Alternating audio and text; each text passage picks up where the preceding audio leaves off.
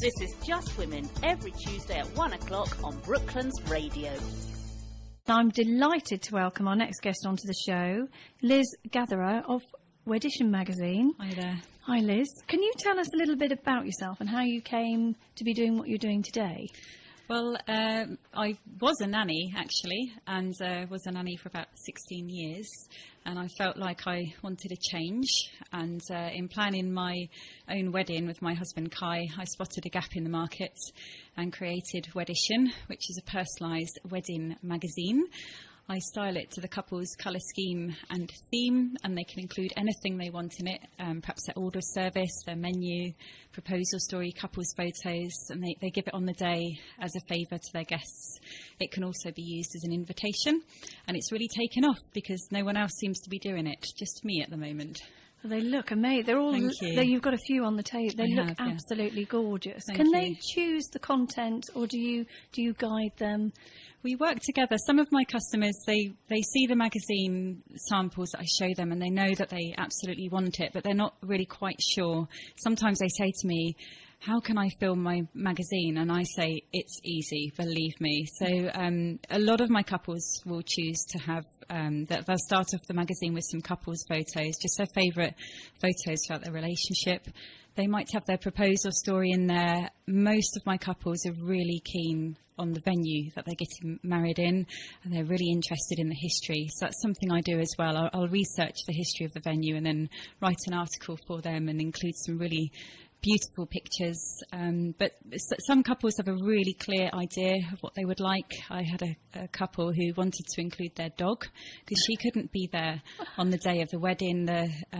It just wasn't practical, so I wrote an article for them from the dog's point of view about how she felt about her mummy and daddy getting married, and that proved really, really popular with the guests. And since then I've written many articles from the pet's point of view, including degus, hamsters, cats, and I've got some goldfish in the pipeline at the moment. So it's really good fun, really versatile what can be included. Obviously, Mandy asked you earlier what you were doing before. I didn't know that until you said earlier, because I was thinking about this last night when I was looking at your website. I wonder what you've done before, because the magazine looks amazing. You know, obviously it reads well and the styling's fantastic. I wondered if you'd had a background in, say, graphic design or creative writing, but clearly not from what you've said. But have you sort of brought your own skills to the magazine, or have you bought in, or? Well, I'm a very determined young lady, to say the least. When I want something, I try as hard as I possibly can to achieve it. So I do not have a background in graphic design, advertising, PR, everything that comes with running a company. Yeah. I'm actually just going with my gut feeling. I'm learning every single day is a learning process. At the very beginning, I employed a graphic designer to help me with the initial design. I also did online tutorials. I got someone to come in and give me some private lessons, and now I feel pretty confident at doing it all myself.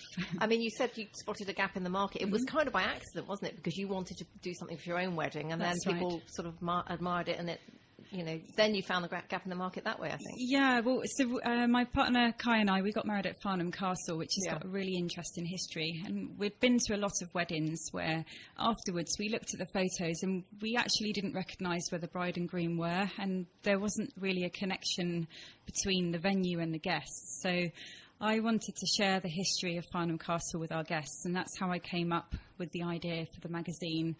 And, I thought, there's so much more we can include in there. Perhaps we can introduce our wedding party, which we did. Great icebreaker for our guests. And it was so well received by our friends and family. They really encouraged me to try and make it into a business. And I did my first wedding fair in March last year. And just a few weeks ago, I won the national title for Best Newcomer at the Wedding Industry Awards. So I'm really proud of that. Yeah. Thank you. That's really good. I mean, obviously that now means, presumably, you're going to become really busy. And I was wondering how you're going to sort of scale this up. If you're doing everything yourself, is that the next challenge, really? I'm taking every day as it comes. At the moment, I can cope with the workload. Perhaps in the future, I might have to say I'm limited to a certain amount of weddings per year. Yeah. I've got at least 30 booked in for this year, but I'm working on 5 at the moment, and their deadlines are due in the next month or so. But I'm coping with the pace very, very well at the moment. But I hope that as the company expands, I will be able to then employ other people, and it'll grow organically. But yeah, at the moment it's fine on my own, but the future might mean I can get some other people to help me. Yeah, subcontract the creative writing or the graphic design or something, presumably. Fantastic. Wow, I wish that I had them Thank when you. I got married. But I'm thinking, what about an anniversary magazine? Yes, yeah. So I'm thinking, we've got an anniversary coming out. I mean, they look amazing, and I would love to be able to choose the content. Yes, well, I said earlier about growing organically, and I'm hoping that's what will happen. My customers will start having children, and they will come back to me, and they will ask me to produce something for the christening, the naming ceremony, birthdays, special in fact, I have just recently had an inquiry for a silver wedding anniversary. She hasn't booked me yet, but her anniversary isn't till late next year, so there's still plenty of time there. But I've also just done my first corporate version, so that was for Kiko Matthews, who is currently, I believe, on day 5, rowing single-handedly across the Atlantic, which is 3,000 miles. So I produced a magazine for her charity fundraiser, and it included all the auction and raffle prizes, as well as background on her charity, King's College Hospital, that she's raising money for. So it's really versatile. It's not just weddings. I can do other stuff as well. How did that come about? That's not a natural sort of connection, really, is it? So one of the unique things about Wedition is it has the ability to pay for itself. I work with my couple's suppliers, and I offer them advertising space in the back of the magazines in return for discount.